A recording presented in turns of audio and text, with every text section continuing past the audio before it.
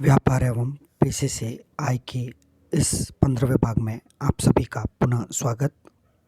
अभी हम इस अध्याय के मूल्य से संबंधित प्रावधानों पर डिस्कशन कर रहे हैं।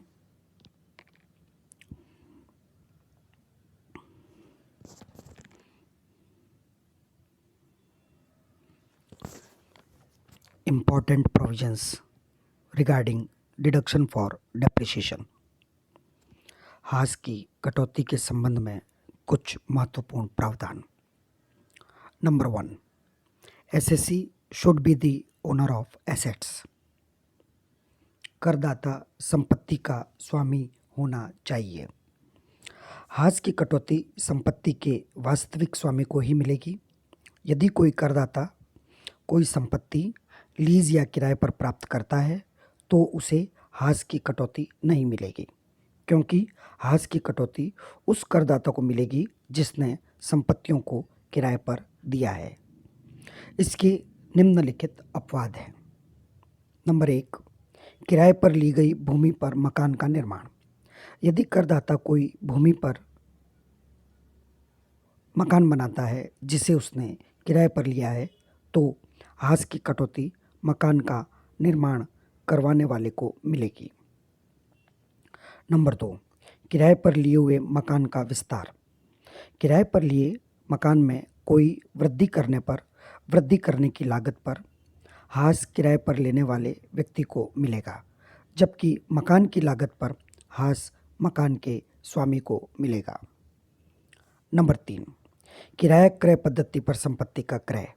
यदि कोई संपत्ति किराया क्रय पद्धति से खरीदी जाती है तो संपत्ति पर क्रेता का स्वामित्व नहीं होता है, परंतु उसे हास स्वीकृत होगा। नंबर 4, आंशिक स्वामित्व की दशा में यदि एक से अधिक व्यक्ति किसी संपत्ति के सहस्वामी हों तो सभी आंशिक स्वामियों को हास की कटौती आनुपातिक रूप से प्राप्त होगी। पट्टे पर प्राप्त मशीन व प्लांट। पट्टे पर मशीन व प्लांट प्राप्त करने की दशा में हास पट्टेदाता को दिया जाए अथवा पट्टेदार को दिया जाए, इस संबंध में भारतीय चार्टर्ड अकाउंटेंट संस्था एवं आयकर अधिनियम के प्रावधान भिन्न भिन्न हैं। ICAI के लेखांकन प्रमाप अकाउंटिंग स्टैंडर्ड के अनुसार हास की छूट पट्टेदार को मिलनी चाहिए, जबकि आयकर अधिनियम के अनुसार हास की छूट पट्टेदाता को मिलनी चाहिए।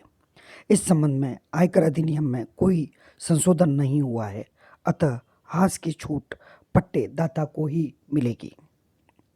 यदि गत वर्ष में कोई संपत्ति क्रय कर ली गई है परंतु उसका व्यवसाय में सक्रिय रूप में अथवा निष्क्रिय रूप में कोई प्रयोग नहीं हुआ है तो गत वर्ष में हास की कटौती नहीं दी जाएगी।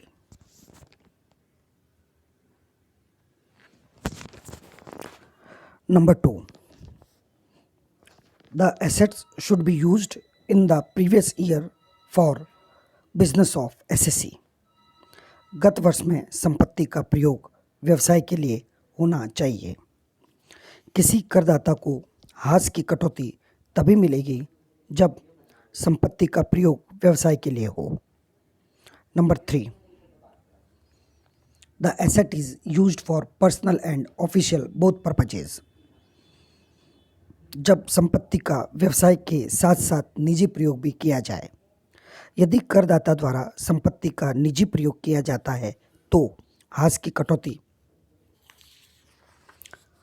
नहीं मिलेगी।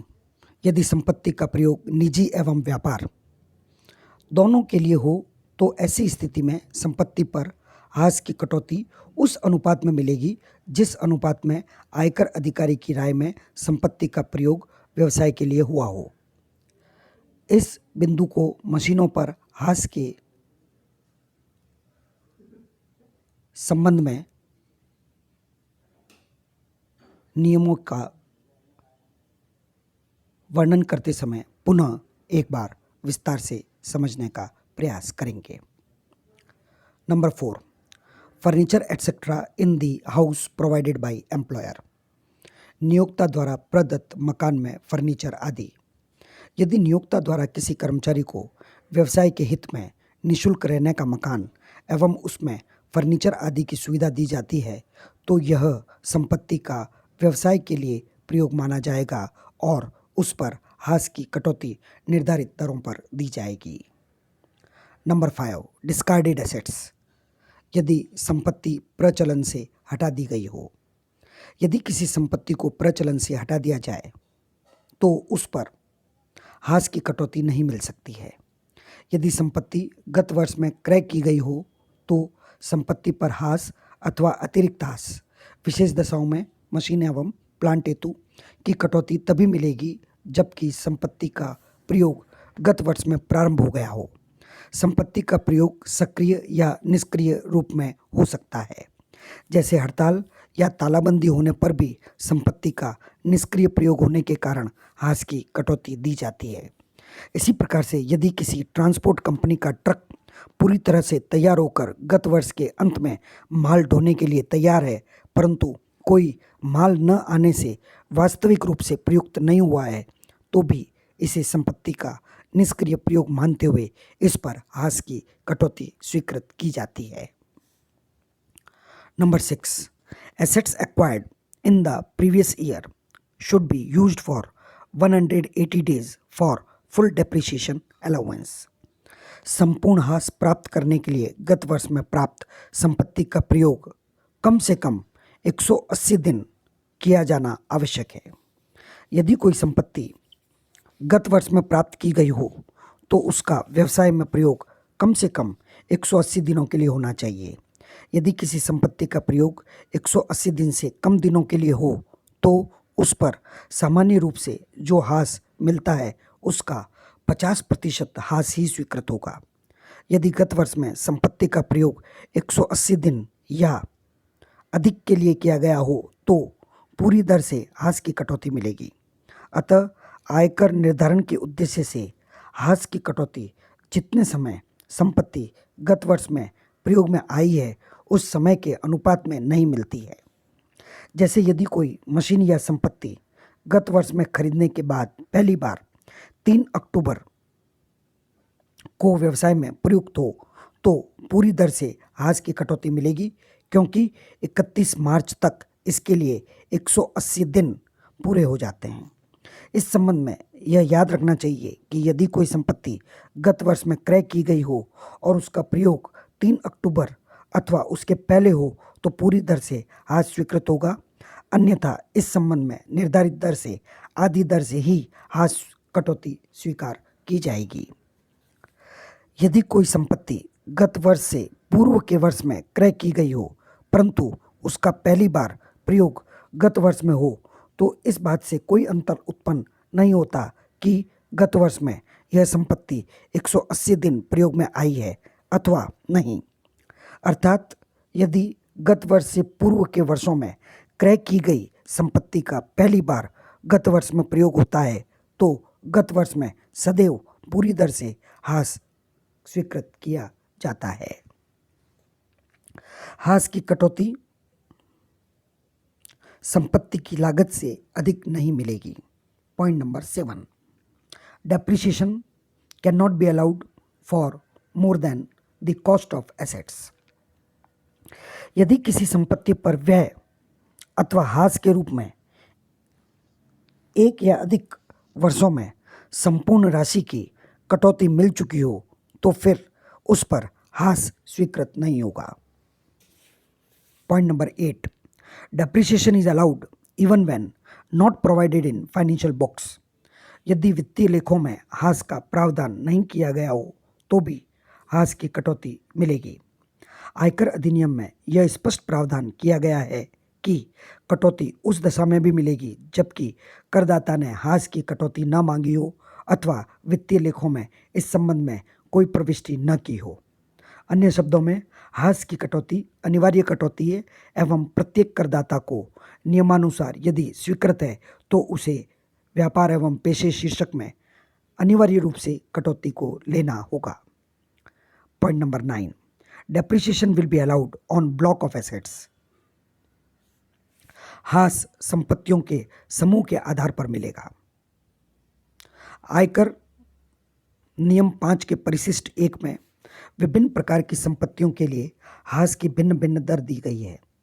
हास की कटौती प्रत्येक प्रकार की संपत्तियों पर अलग अलग नहीं दी जाती है, बल्कि एक जैसी संपत्तियों के समूह बना लिए जाते हैं और उन पर एक साथ हास की कटौती मिलती है। मूर्त संपत्तियों में सम्मिलित भवन, फर्नीचर, मशीन एवं प्लांट पर हास के संबंध में अलग अलग दरों के आधार पर 9 समूह बनाए गए हैं, जिनमें से 3 भवन के लिए है, 1 फर्नीचर के लिए है एवं 4 मशीन एवं प्लांट के लिए है। जबकि अमूर्त संपत्तियों में सम्मिलित patent, copyright, trademark, licence, franchise एवं तकनीकी ज्ञान पर व्यय के संबंध में एक समूह बनाया गया है।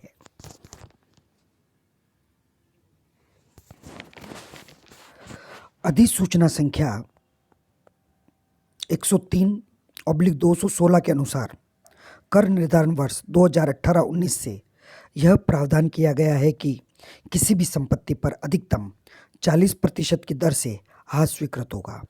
अतः भवन के तीसरे ब्लॉक में हास की दर 100% के स्थान पर 40% हो गई है तथा प्लांट एवं मशीन के लिए हास के समूह 8 से घटकर 4 ही रह गए हैं।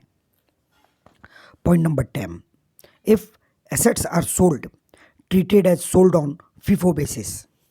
यदि संपत्तियां बेची जाए तो पहले आना पहले जाना विधि लागू होगी। यदि संपत्ति गत वर्ष में विक्रय की गई हो तो सूचना के अभाव में ऐसा माना जाएगा कि जो संपत्ति पहले क्रय की है वह पहले बेची गई है, अर्थात प्रथम आगमन प्रथम निर्गमन विधि का उपयोग किया जाएगा।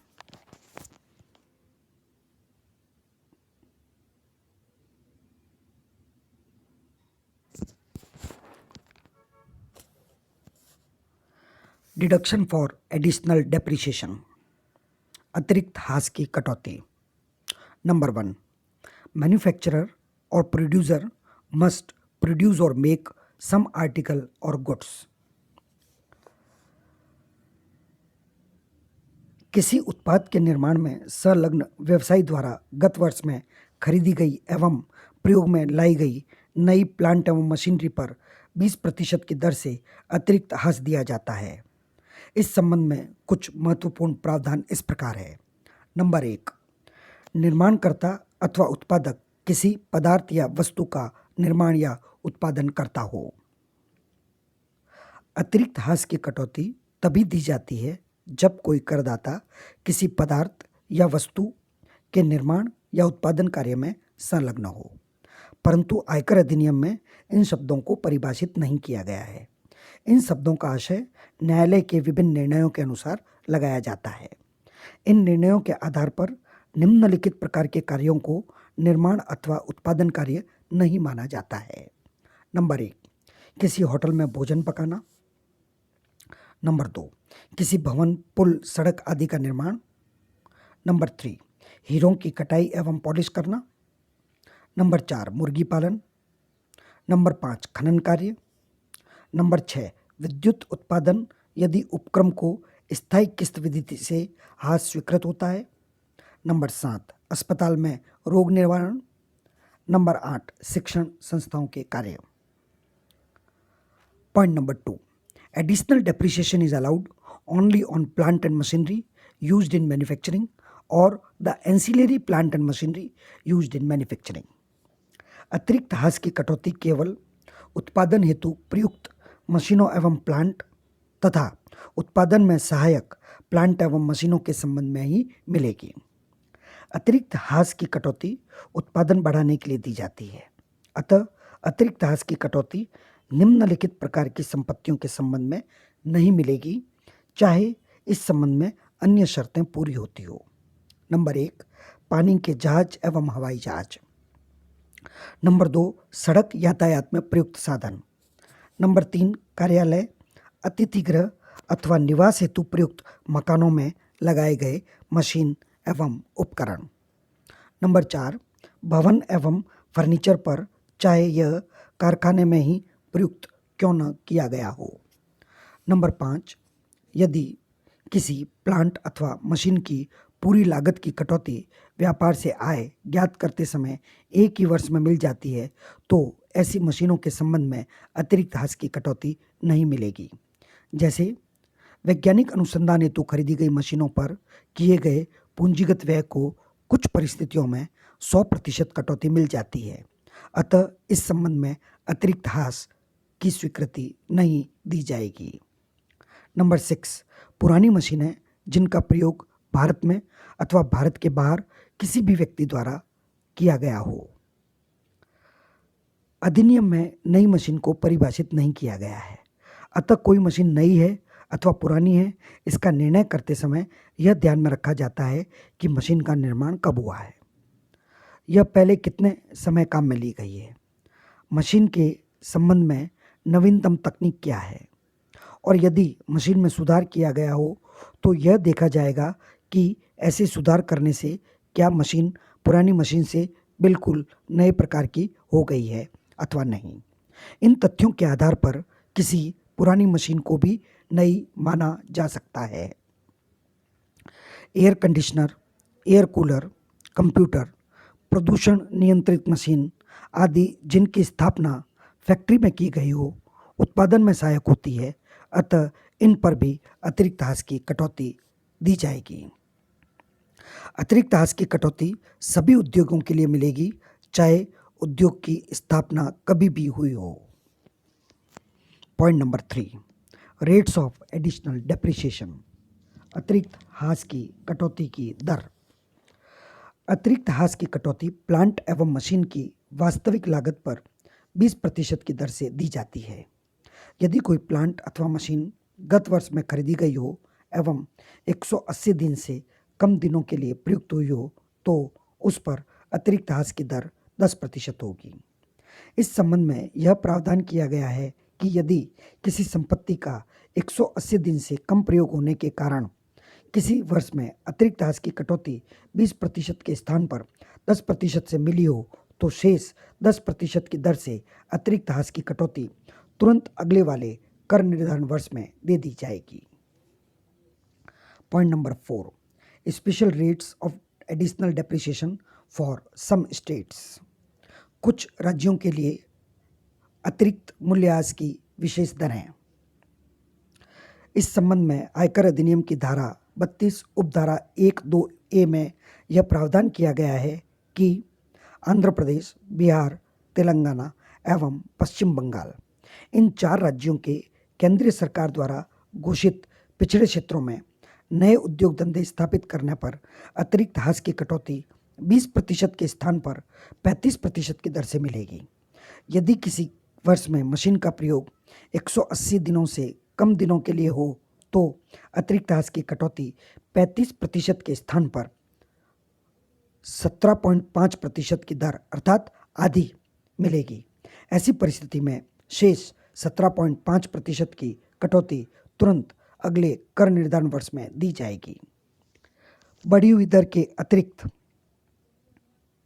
हास तभी मिलेगा जबकि प्लांट अथवा मशीन 1 अप्रैल 2015 के पश्चात स्थापित की गई हो और 1 अप्रैल 2020 से पहले स्थापित कर ली गई हो। यदि किसी मशीन अथवा प्लांट पर वर्तमान नियमों के अनुसार 20% की दर से अतिरिक्त हास की कटौती नहीं मिल सकती है तो उस प्रकार की मशीनों अथवा प्लांट पर 35% की दर से अतिरिक्त हास की कटौती भी नहीं दी जाएगी।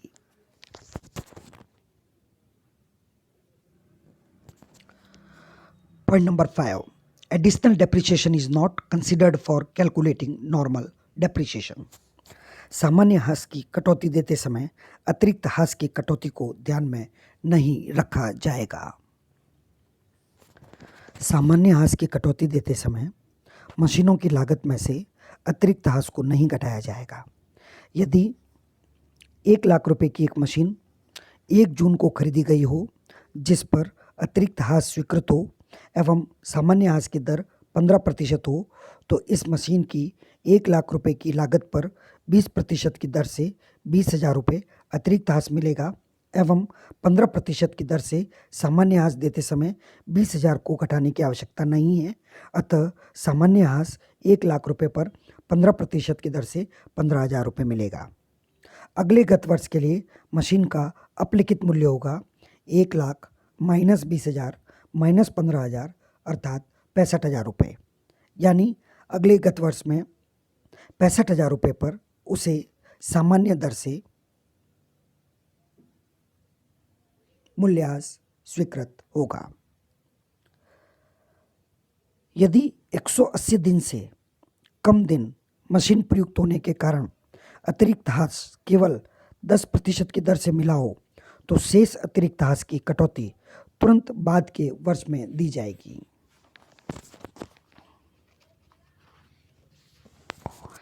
यदि गत वर्ष में कोई नई मशीन खरीदी हो परंतु साथ ही गत वर्ष में कोई पुरानी मशीन बेची भी हो और मशीन बेचने से प्राप्त राशि मशीन समूह के प्रारंभिक शेष व नई मशीन की लागत के योग से भी अधिक हो, जिससे कि मशीन ब्लॉक का शेष ऋणात्मक हो गया हो, तो भी अतिरिक्त ह्रास की कटौती मिलेगी, यद्यपि ह्रास की सामान्य कटौती नहीं दी जाएगी।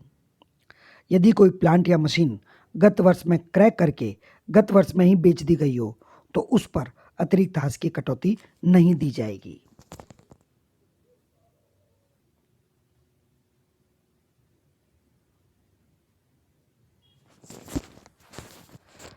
Steps for computing allowable depreciation, स्वीकृत ह्रास की राशि ज्ञात करने के चरण। प्रत्येक गत वर्ष के लिए संपत्तियों के विभिन्न समूहों के लिए स्वीकृत ह्रास की कटौती की गणना कई चरणों में की जाती है। वे इस प्रकार है। Number 1, finding written down value of each assets in block. प्रत्येक समूह में संपत्तियों का अपलिखित मूल्य ज्ञात करना। सर्वप्रथम यह ज्ञात किया जाता है कि गत वर्ष से पूर्व के वर्ष में ह्रास लगाने के बाद प्रत्येक समूह में संपत्तियों का अपलिखित मूल्य क्या था। Step number 2, add assets purchased in each block during previous year. गत वर्ष में खरीदी गई संपत्तियों को संबंधित समूह में जोड़ना। यदि किसी समूह में गत वर्ष में कुछ संपत्तियां खरीदी गई हों और कुछ बेच दी गई हों तो सर्वप्रथम खरीदी गई संपत्तियों को जोड़ेंगे और फिर बेची गई संपत्तियों को घटाएंगे, चाहे संपत्तियों का क्रय विक्रय गत वर्ष में कभी भी हुआ हो। Number 3, assets purchase during previous year will be added only if that asset was used in business और प्रोफेशन ड्यूरिंग प्रीवियस ईयर। गत वर्ष में खरीदी गई संपत्तियों को समूह में तभी जोड़ा जाएगा जब उनका गत वर्ष में व्यवसाय में प्रयोग प्रारंभ हो जाए।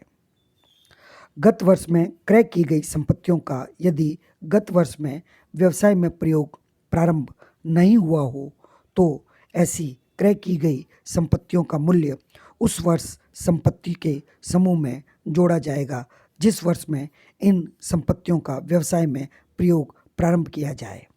अतः ह्रास केवल उन्हीं संपत्तियों पर मिलता है जो गत वर्ष में व्यवसाय में प्रयुक्त की गई हों। Step number 4, subtract assets sold during previous year out of relevant block. गत वर्ष में बेची गई संपत्तियों को संबंधित समूह में से घटाना। यदि किसी समूह की पूरी संपत्तियां अथवा संपत्तियों का कोई भाग गत वर्ष में बेच दिया गया हो तो संपत्ति के विक्रय मूल्य को संपत्तियों के प्रारंभिक शेष एवं खरीदी गई संपत्तियों के योग में से घटा दिया जाएगा। इस संबंध में कुछ अन्य महत्वपूर्ण प्रावधान इस प्रकार है। नंबर 1, समूह की समस्त संपत्तियों का विक्रय। यदि गत वर्ष में समूह की सारी संपत्तियां बेच दी जाती है तो ह्रास की कोई भी कटौती नहीं मिलेगी। बेची गई संपत्तियों का मूल्य समूह की कुल संपत्तियों के प्रारंभिक मूल्य एवं खरीदी गई संपत्तियों के योग के मूल्य में से घटाने पर 2 परिस्थितियां हो सकती है। ऋणात्मक राशि शेष रहे। ऋणात्मक शेष राशि को अल्पकालीन पूंजीगत लाभ माना जाएगा। धनात्मक राशि शेष रहे। धनात्मक राशि शेष रहने पर अल्पकालीन पूंजीगत हानि मानी जाएगी। नंबर 2, समूह की कुछ संपत्तियों का विक्रय। यदि गत वर्ष में समूह की कुछ संपत्तियां बेच दी जाती है एवं शेष संपत्तियां व्यवसाय में प्रयोग में आती है तो इस संबंध में बेची गई संपत्तियों से प्राप्त राशि को समूह की कुल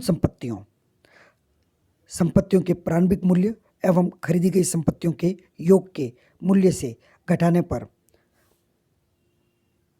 दो परिस्थितियां उत्पन्न हो सकती है। नंबर 1, ऋणात्मक राशि शेष रहे। यदि बेची गई संपत्तियों से प्राप्त राशि के समूह को कुल संपत्तियों के मूल्य में से घटाने के बाद ऋणात्मक राशि शेष रहे तो गत वर्ष में हास की कोई भी कटौती नहीं मिलेगी।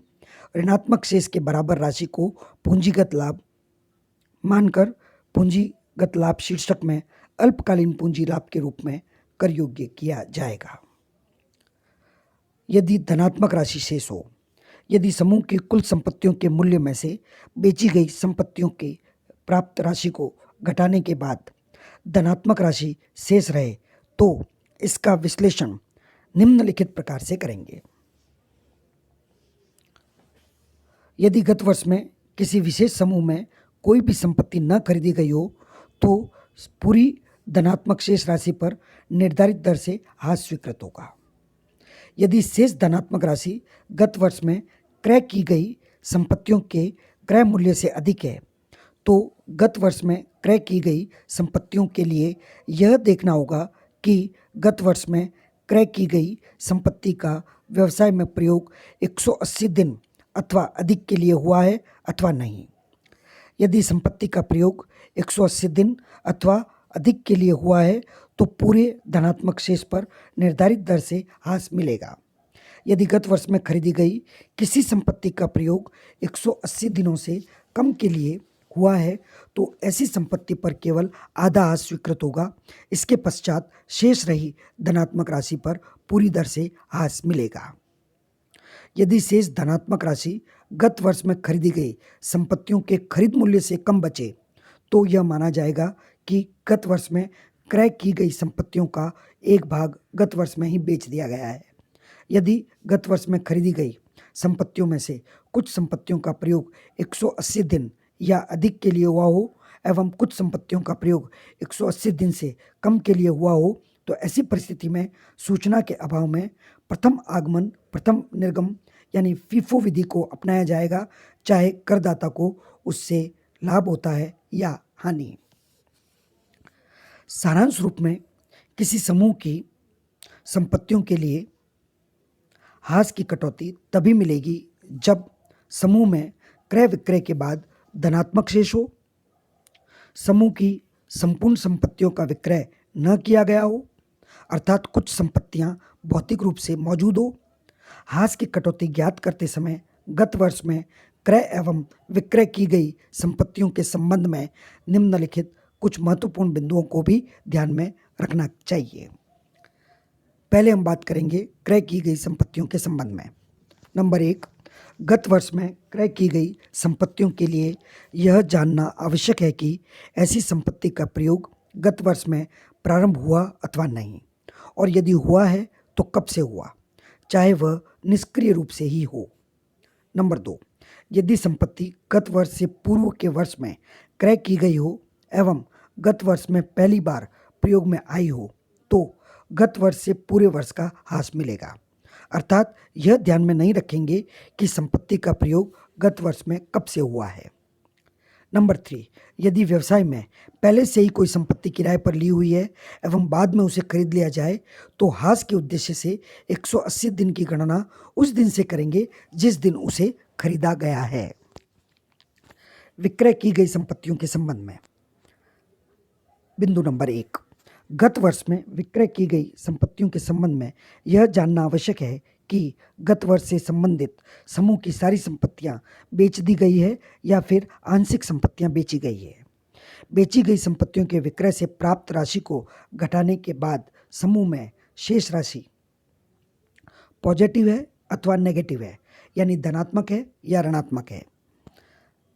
पॉइंट नंबर 3, यदि बेची गई संपत्ति का अलग से अपलिखित मूल्य दिया गया हो एवं संपत्ति का विक्रय अपलिखित मूल्य से अधिक अथवा कम पर हुआ हो तो बेची गई संपत्ति पर अलग से लाभ अथवा हानि की गणना नहीं की जाएगी, क्योंकि किसी भी संपत्ति को एक समूह में सम्मिलित करने के बाद अलग अलग संपत्ति के अपलिखित मूल्य को ध्यान में नहीं रखा जाता है।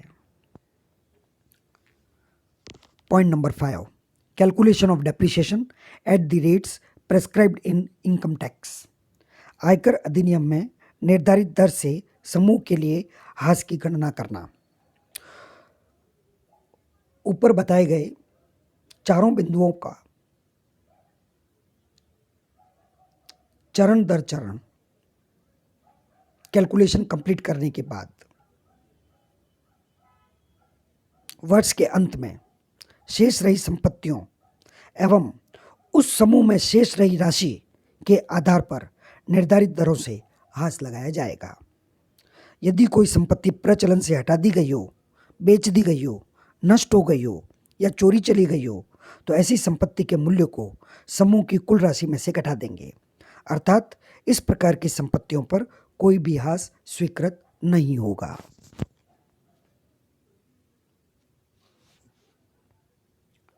Now let us proceed for next important point and the last point for discussion in this lecture.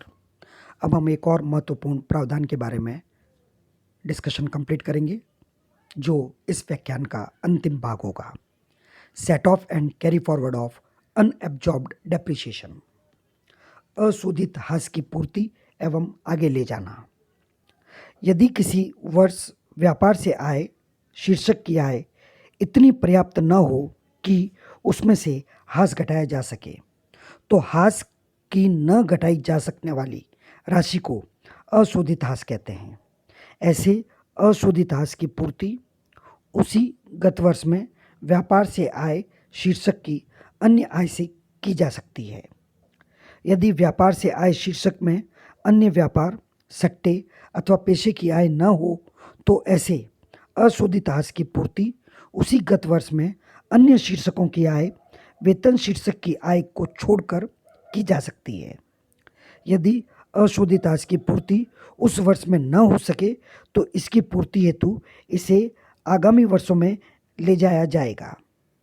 आगे के वर्षों में अशोधित ह्रास को ले जाने के लिए कोई समय सीमा तय नहीं की गई है और आगे के वर्षों में अशोधित ह्रास की पूर्ति किसी भी शीर्षक की आय, वेतन शीर्षक की आय को छोड़कर की जा सकती है।